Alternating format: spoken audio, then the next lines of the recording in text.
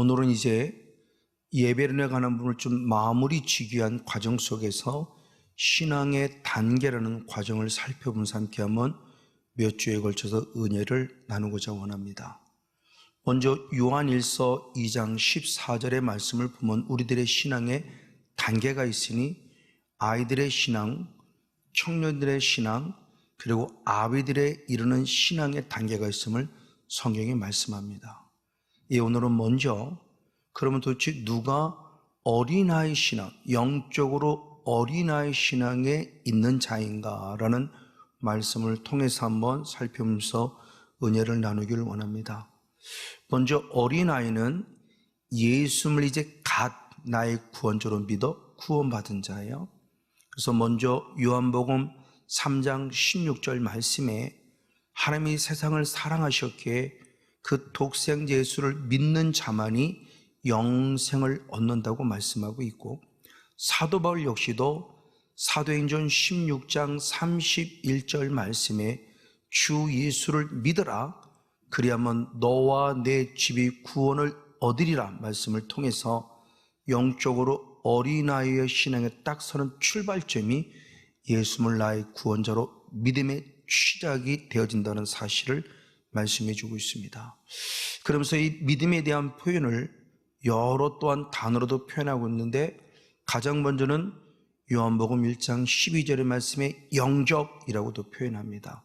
영접하는 자, 곧 그 이름을 믿는 자들에게는 하나님의 자녀가 되는 권세를 주셨다 말씀합니다. 그리고 두 번째로서는 요한복음 17장 3절의 말씀에 믿음을 하나님을 아는 것이라도 표현합니다. 그래서 영생은 유일하신 참 하나님과 그의 보내신 자 예수 그리스도를 아는 것이다 이렇게 표현하며 주님을 알 때 구원을 얻음을 또한 말하고 있습니다. 그리고 세 번째로서는 로마서 10장 13절의 말씀에 주의 이름을 부르는 자가 구원을 얻는다고도 말하면서 결국 믿는 건 뭐냐? 예수 이름을 부르는 자라고 표현하면서 이 믿음에 대한 또 다른 단어들을 한번 생각해보면 잠시 한번 말씀을 나누었습니다. 자, 그러면 이제 예수를 믿는다는 게 과연 뭐냐? 예수를 믿어야 구원을 얻는데, 예수를 믿는다고 하는 그 출발점은 예수님의 이름값이 무엇인 줄 알아야 정확하게 하나님을 믿는 목적을 찾게 됩니다. 그럼 예수의 이름은 뭐냐? 마태복음 1장 21절 말씀에 예수의 이름은 우리를 죄로부터 구원할 자다라는 그런 뜻을 가지고 있습니다. 우리가 예수라고 부를 때 그 예수님은 우리를 죄로부터 구원하시는 분이구나 라는 것을 알게 한다는 거죠. 그래서 예수를 믿는다고 하는 것은 다른 것이 아니라 내가 죄의 이름을 깨닫는 거예요. 그래서 사도행전 10장 43절의 말씀에 선자들이 증거하기를 저를 믿는 사람들은 그 이름을 힘입어서 죄 사함을 받는다고 말하며, 바로 베드로가 고넬료에게 예수를 믿는 이유가 확실히 무엇인가를 알려주고 있어요. 그의 이름을 믿음으로 말미암아 내가 죄로부터 사함받는 것이구나 라는 것을 이미 구약의 선자들이 증거했다는 것을 베드로가 증명해 주고 있습니다. 맞습니다. 그래서 사도 요한 역시도 요한일서 2장 12절의 말씀에 자녀들아, 즉 어린아이들을 말합니다.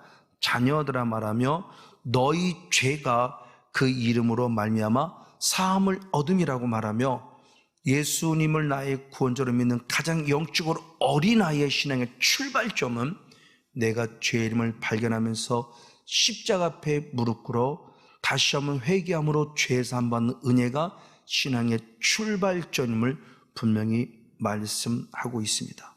그 예수의 이름으로 인하여, 예수의 이름으로 말미암아 그랬는데, 그 예수의 이름으로 말미암는 뜻은 무엇이냐? 예수님의 이름값을 기억하는 거죠. 예수님의 그 이름값은 조금 전에 말씀드리기를 나를 죄로부터 구원할 자예요. 그럼 나로부터 죄를 구원할 자는 누구냐? 예수님인데, 그 예수님을 이겨 누구로 오셨냐? 그걸 사도 요한은 요한복음 1장 29절의 말씀에 보라 세상 죄를 지고 온 하나님의 어린 양이다 그랬어요. 그 어린 양, 예수님이 이 땅에 어린 양으로 오시는데, 그럼 어린 양의 사명은 뭐냐는 거죠. 그 어린 양의 사명이 역대하 29장 22절의 말씀에 어린 양을 잡아서 피를 단에 뿌리는 것이다 표현하며, 나를 위해 오신 예수님은 당신이 친히 십자가 죽으셔서 피 흘림으로 말미암아 우리를 죄로부터 구원해 주시는 분이라는 사실을 어린 양이라는 관점 안에서 살펴볼 수 있습니다. 그래서 사도 요한은 요한일서 1장 7절에 예수님의 그 피가 우리를 죄로부터 깨끗게 한다고 분명히 말해주고 있어요. 그리고 베드로 역시도 베드로전서 1장 19절의 말씀에 우리가 죄로부터 깨끗해지는 것은 흠없고 점없는 어린 양 예수의 피라는 사실을 또한 강조하고 있습니다. 그래서 예수님 스스로도 당신의 자신의 존재를 밝힐 때 최후의 만찬을 통해서 마태복음 26장 28절 말씀에 이것은이라고 말하며 포도주를 뗄 때 죄사함을 얻게 하려고 많은 사람을 흘리는 피, 곧 언약의 피다고 말하며 예수님 스스로가 내가 흘리는 그 피가 모든 사람을 죄로부터 구원할 가장 유일한 것임을 스스로 밝혔습니다. 근데 단순히 피뿌림 받는다고 하는 사실만으로 죄사함을 받는 것이 아니라 그 피뿌림을 내가 힘입으면 어떻게 할 것이냐, 조금 전에 읽었던 요한일서 1장 7절 말씀에 이어서 요한일서 1장 9절의 말씀에 보니 자백하면이라는 확실히 말합니다. 그래서 모든 죄에서 불의에서 우리를 깨끗게 하고 정결케 한다고 성경이 말씀하고 있어요. 바로 이와 같이 바로 어린 양이 그 피가 우리를 죄에서 구원했다는 사실인데 그걸 확증시켜주는 사건이 바로 유월절입니다. 이스라엘 백성을 애굽에서 탈출시키면서 그를 구원한 예표로 출애굽기 12장 13절과 27절의 말씀에 보는 피를 뿌림으로 넘어갔다고 했을 때 그 피뿌림이 유월절의 제사라고 말하며 우리를 죄로부터 구원하였음을 선포하는 내용이 바로 성경을 통해서 기록되어집니다. 피로 말미암아 구원받는 것이구나. 그래서 우리에게 어린 양신 예수님이 피로 오는 사실을 압니다. 이것을 바로 믿는 것이 믿음 안에서 피의 능력으로 제사함 받는 거예요. 그래서 히브리서 기자는 히브리서 11장 28절 말씀에 믿음으로라고 말하며 유월절과 피 뿌린 예식을 정했다 그래요. 유월절과 피 뿌린 예식은 믿음 안에서 이루어지는 실제라는 거예요. 지금도 유월절에 축복이 필요하게 늘 피를 뿌리고 바로 덮어야 돼요. 그래서 베드로 스스로가 베드로전서 1장 2절 말씀에 우리는 성령님으로 말미암아 예수님의 피 뿌림 밖에 택함 받은 자다라는 말을 통해서 우리는 지금 이 순간도 예수를 믿는다는 이 사실 하나만으로 늘 어린 양신 예수의 피 뿌림의 은혜가 필요함을 성경이 말씀해 주고 있습니다. 맞습니다. 이렇게 우리의 죄를 사함받기 위해서 우리는 반드시 예수의 피를 힘입어 십자가 앞에 무릎 꿇어 회개함으로 죄사함을 얻고 더 나아가지 성령을 선물로 받아야 돼요. 그래서 사도행전 2장 38절 말씀에 회개하라, 그럼 너희가 죄사함을 얻을 것이고 그리고 성령을 선물로 받으리라. 그럼 왜 우리가 성령을 받아야 할까요? 은사론적인 입장에서 은사의 모습으로 성령을 받을 이유도 있지만 진짜 우리가 성령 받으면 더 깊은 곳에서 살펴볼 수 있습니다. 그런 대표적인 모습으로 고린도전서 12장 3절에 우리가 예수님 안에서 성령을 선물로 받아야 예수를 주라고 부를 수 있다고 성경은 기록해요. 그래서 로마서 10장 13절의 말씀에 보면 예수의 이름을 부르는 자, 주의 이름을 부르는 자가 구원한다고 말하며 성령님 안에서 예수님을 부를 때 진정한 구원이 있음을 말씀해 줍니다. 그 예수님을 부른다고 하는 것도 주문의 듯이 예수가 아니라 조금 전에 말씀을 다시 한번 반복하면 마태복음 1장 21절 말씀, 예수님의 이름값, 나를 죄로부터 구원할 자, 이것을 기억하는 부르심이에요. 예수, 나를 죄로부터 구원할 자, 예수, 나를 죄로부터 구원할 자. 이 말씀을 의미하고 나를 죄로부터 구원할 자는 사실을 믿고 시인하는 신앙, 바로 이 신앙으로 주님을 성령 안에서 부를 때 진정한 구원이 있다는 사실을 가르쳐 줍니다. 맞습니다. 그리고 더 나아가 이제 예수님이 나를 위해 죽으셨다는 사실만으로 끝남이 아니라 한 단계 더 나아가 이제 어떤 신앙까지 가져야 되느냐? 고린도전서 15장 3절과 4절의 말씀에 보면 성경대로 죽으셨고 성경대로 살으셨다. 이미 구약의 성경을 이루신 하는 예수님은 성경대로 십자가에 죽으심으로 죄를 사했고요. 그리고 더 놀라운 것은 성경대로 다시 살아나셨다. 그리고 왜 살아나셨을까? 사도 바울이 친히 말했으니 로마서 4장 25절 말씀에 우리의 범죄함을 위해 예수님이 십자가에 죽으셨다. 내어줌이 됐고 또 우리의 살아나심을 위해서, 우리를 의롭다 하심을 위해서 다시 살아나셨다라고 말하며 죄 때문에 죽으셨으면 우리의 의를 위해서 살아나신 거예요. 그러니까 우리가 죄로 말미암아 구원받았다는 것은 그의 부활하심까지 믿기에 의롭다 여기심을 받으니 주의 이름을 부를 때 의롭다 여기심을 받은 것이 바로 그 모습을 우리에게 가르쳐주고 있습니다. 그래서 사도행 17장 31절 말씀에는 죽은 자 가운데서 예수님을 다시 살리신 그 뜻은 우리에게 예수 그리스도를 믿을 만한 증거품이다라고 말해요. 그 예수를 믿을 때 그냥 믿습니다가 막연하게 믿습니다가 아니라 예수님이 나를 위해 죽으셨고 나를 위해 살아나신 부활의 사건을 통해서 이게 예수님을 믿을 만한 증거를 보여준 거구나. 그래서는 역사적인 사건의 실제를 따라서 예수님이 나를 죽으셨고 또는 예수님이 나를 살아나시는 믿는 이 믿음을 통해서 구원을 얻는 거예요. 그래서 사도 바울은 로마서 10장 9절 말씀에 예수님을 믿는 믿음을 이룰 때 그 믿음을 어떻게 표현했냐? 입술로 예수를 시인하고 즉 예수의 이름을 부르고 마음으로 나를 위해 죽으셨고 나를 위해 살아신 예수님을 믿는 믿음, 죽으셨고 살아난 믿음, 그 믿음을 마음으로 믿을 때 구원을 얻는다고 성경이 분명히 말해요. 맞아요. 그 예수님을 내가 입으로 시인함으로 구원 얻는 것이고 나를 위해 죽으시고 살아난 예수님을 이 마음으로 믿을 때 구원했다는 사실을 분명히 알려주고 있습니다. 맞습니다. 이렇게 성령님으로 말미암아 우리가 주의 이름을 부름으로 구원을 얻었다면 계속적으로 성령의 기름 부음이 필요해요.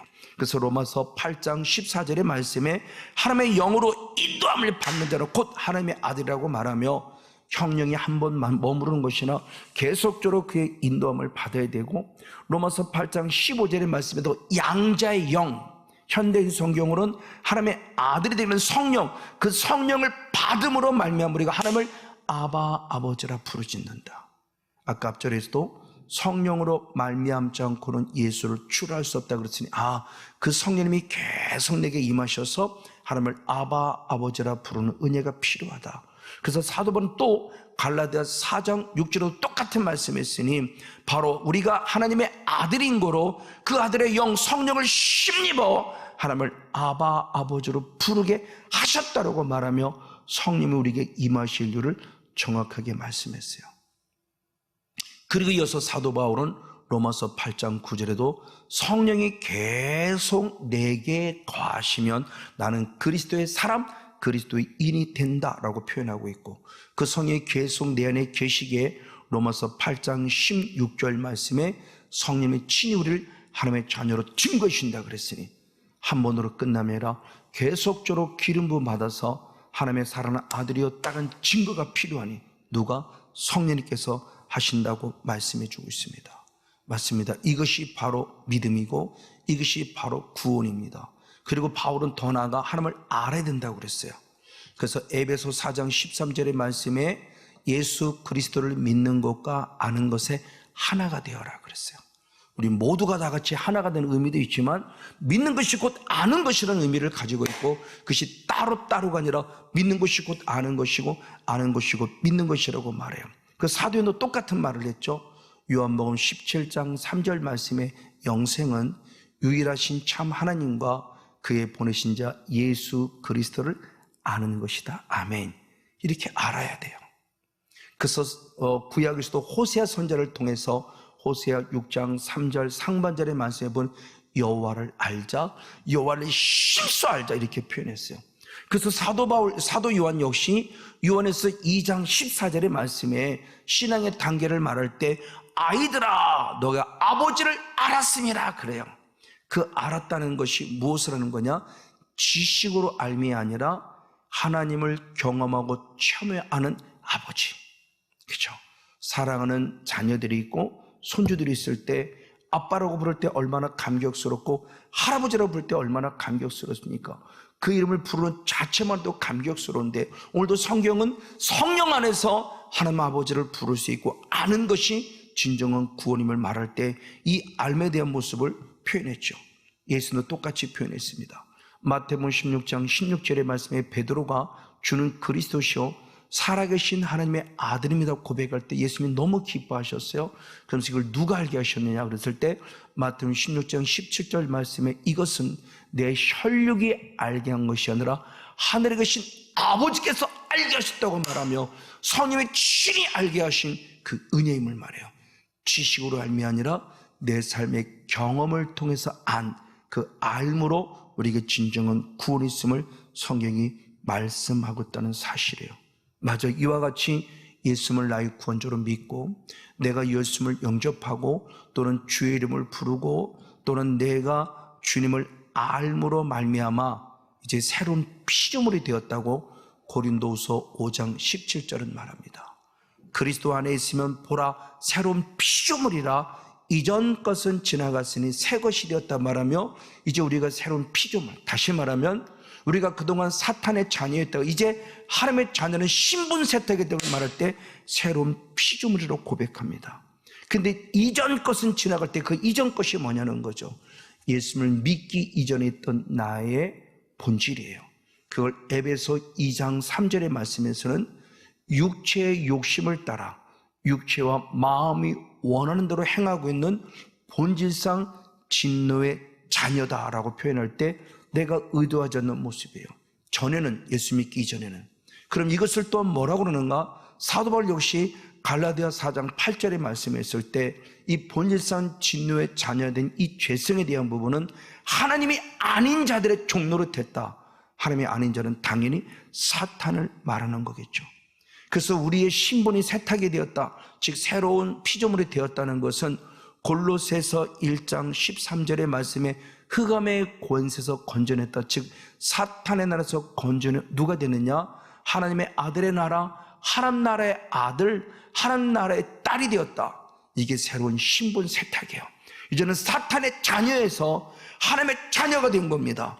그래서 요한복음 1장 12절에 영접하는 자, 그 그림을 믿는 자들에게는 하나님의 자녀가 되는 권세를 주셨다. 아멘. 바로 이겁니다. 하나님의 자녀, 그동안은 사탄의 자녀, 본질상 진노의 자식의 자녀였다가 하나님의 아닌 자를 섬겼던 자녀였다가 이제라도 하나님의 자녀가 된 이 모습, 새로운 신분 세탁이 된 거예요. 근데 자녀라는 하나님의 자녀는 신분을 세탁했지만 영에서 그러니까 안타까움이 있어요. 그 안타까움은 뭐냐? 에베소 4장 22절의 말씀에 아직도 유혹의 욕심을 따라 지레 썩어들고 구습을 쫓는 내 안에 옛사람이 있다는 거예요. 분명히 하나님의 자녀는 됐어요. 신분을 세탁이 된 내 자는 여전히 아직도 옛사람의 흔적을 가지고 있는 연약함이 있음을 봅니다. 이게 영적으로 불완전한 상태예요. 왜? 육신의 어린 아이들도 누군가 다가와서 사탕 하나만 주면 다 미혹되어 엄마로부터 떠나고 영적으로 납치가 돼요. 사단은 지금도 아담과 하와에게 다가와 선악과를 통해서 영적으로 납치가 돼서 하나님 나라에서 쫓겨나게 만들었고 하나님의 주신 구원의 모습을 빼앗기게 만들었어요. 이게 지금도 실제로 이루어지고 있는 거예요. 이게 영적 어린아이 한계예요. 그 영적 어린아이 한계가 왜 그럼 한계라고 했을까? 왜 육신에 머물렀다고 했을까? 그럴 때 대표적인 게 고린도 교회입니다. 그래서 고린도 전서 3장 1절 말씀에 고린도 교회를 보니까 영적으로 보니까 육신에 속한 자 어린아이래요. 어린아이. 그럼 그가 어린아이라는 증거, 열매가 뭐냐 그랬을 때 고린도 전서 3장 3절의 말씀에 보면 그들은 아직도 육신에 속한 자로서 여전히 시기와 분쟁이 있고 그리고 사람을 따라 행하고 살아가요. 이게 우리에 있는 바로 연약한 육신의 사람의 본질이에요. 이게 바로 본질상 진노의 자식의 죄성이고 아직도 내게 남아있는 옛사람의 흔적이라는 것을 가르쳐주고 있고, 이게 조상으로부터 유전대로 나는 망령된 행실의 죄성이 우리에게 남아있다는 사실을 가르쳐줍니다. 그러면 사람을 따라가는 존재가 누구일까요? 성경은 분명히 말합니다. 예수님이 친히 말씀하기를, 마태복음 16장 23절의 말씀에 사탄아 내 뒤로 물러가라, 너는 나를 넘어지게 하는 자라다. 내가 하나님의 일을 생각지 않고 도리어 사람의 일을 생각하는구나 라고 말. 아직도 사람을 따라가게 만드는 것은 사단이라는 존재임을 성경이 분명히 말씀해요. 또한 더불어 방금 고린도 교회는 시기와 질투가 있었는데, 예수를 믿으면 시기와 질투에서 네 편 내 편을 가른, 이게 또 본질이 뭐냐? 역시 사단의 것이라고 합니다. 그래서 야고보 사도는 야고보서 3장 14절 15절의 말씀에 시기와 질투와 다툼이 있을 때 자랑하지 마라. 이것은 하늘 위로부터는 하나님부터 온 것이 아니라 세상적이고 정욕적이고 마귀적이다. 이걸 세 번째 성경은 속할 때는 소유격으로 말하며, 이렇게 시기 질투 다툼하는 것은 세상에 속한 것이고 정욕에 속한 것이고 마귀에 속한 것이라 말하며, 하나님의 것이 아닌 우리의 비본질적인 요소가 있다는 사실을 알려주고 있어요. 그러면서 에베소 4장 14절의 말씀에 결국 어린 아이들은 어떻게 되는가? 어린 아이는 사람의 괴수를 따라가고 간사한 유혹을 따라가서 교훈의 풍조에 휩쓸려요. 이게 어린아이. 왜? 분별력이 없으니까. 그래서 이렇게 저렇게 콱콱 쓰러지고 말아요. 그래서 사도 바울도 로마서 7장 24절의 말씀에 오라 나는 곤고한 자로다, 누가 나를 사망에서 건져냈고, 사도 바울 같은 영성을 가진 도 곤고한 자라고 그래요. 왜 이렇게 곤고하다고 표현했는가? 그 이유를 알았으니 로마서 7장 21절 말씀에 선을 행하기 원하는 내 안에 악도 함께 공존하고 있다는 사실을 충격적으로 고백해요. 내게 선인 성령님만 계신 줄 알았는데 선만 있는 것이나 악을 보는 사단의 영이 내 안에 들어서 끊임없이 죄를 범하였던 사실을 사도 바울도 발견해요. 그래서 내가 곤고할 수밖에 없었구나. 그 곤고하는 걸 조금 더 강력하게 원어를 표현하면 내 인생 참 비참하대요. 왜 예수를 믿고 주님대로 사는데 왜 사도 바울의 영성이 비참했을까요? 자기가 원하지 않지만 내 안에 악, 사단의 영이 공존해서 하나님을 자꾸 방해하고 있었던 거죠. 그 사실을 바울이 드디어 발견해요. 그럼 이 사실을 어떻게 우리가 이길 수 있는가? 그는 분명히 고백할 때 중요한 말씀이 로마서 8장 2절 말씀에 생명의 성령의 법으로 죄와 사망의 법과 싸워 이길 때만이 승리할 수 있다고 말하며 영적 싸움의 원리를 알려줬어요. 우리는 생명의 성령의 법으로서 죄와 사망의 법과 싸워야 한다는 사실을 안 거죠. 맞아, 이것이 우리들의 살아갈 바에 대한 모습이요. 그리고 영적으로 어린아이 또한 안타깝게 고린도서 3장 2절의 말씀은 젖으로만 먹고 단단한 식물인 밥을 먹지 못한다고 그래요. 왜? 아직도 내가 영적으로 어린아이예요. 그래서 고린도서 3장 1절 말씀에 내가 저들을 신령한 자로 알았는데 막상 가보니까 어린아이였기 때문에 그들에게 단단한 식물을 줄 수 없어요. 히브리서도 똑같이 말씀했어요. 히브리서 5장 12절의 말씀에 마땅히 선생이 되어야 할 때가 됐는데 선생이 아니라 하나님의 말씀에 초보도 알지 못하고 있으니 저들이 젖이나 먹고 단단한 식물을 못 먹었다고 그래요. 왜? 그 이유를 말씀했으니 히브리서 5장 13절 말씀에 젖을 먹는 자보다 어린아이니 의의 말씀을 경험하지 못했기 때문이다 그래요. 그러면 어떻게 될까? 이제 어린아이 영성을 빨리 벗어날지인데 베드로는 베드로전서 2장 2절의 말씀에 갓난 아이들같이 순전하고 신령해서 사모하라. 아멘. 그것이 구원에 이르게 자라게 하는 것이다. 아멘. 우리는 이렇게 말씀을 사모해야 돼요. 그래서 시편 기자는 시편 119편 81절과 123절의 말씀에 내가 구원을 사모하게 주의 말씀을 사모했다고 표현합니다. 맞습니다. 진정 영혼의 구원을 사모하는 자는 누구보다 말씀을 사모해야 돼요. 그래서 123절의 말씀에 이어서 내가 주의 구원과 주의 의로운 말씀을 사모하게 피곤하이다. 피곤하다는 것은 육이 피곤함을 아니라 갈급함을 말하는 거예요. 오늘 저 여러분 다시 한번 말씀을 향한 갈급한 영혼을 통해서 어린아이 신앙은 반드시 지나야 될 단계점 빨리 지나서 영적 납치를 당하는 자가 아니라 영적 싸움을 싸워 승리하는 축복의 주인공 우리 모두가 되어지기를 예수님의 이름으로 간절히 축복하고 축원을 드립니다.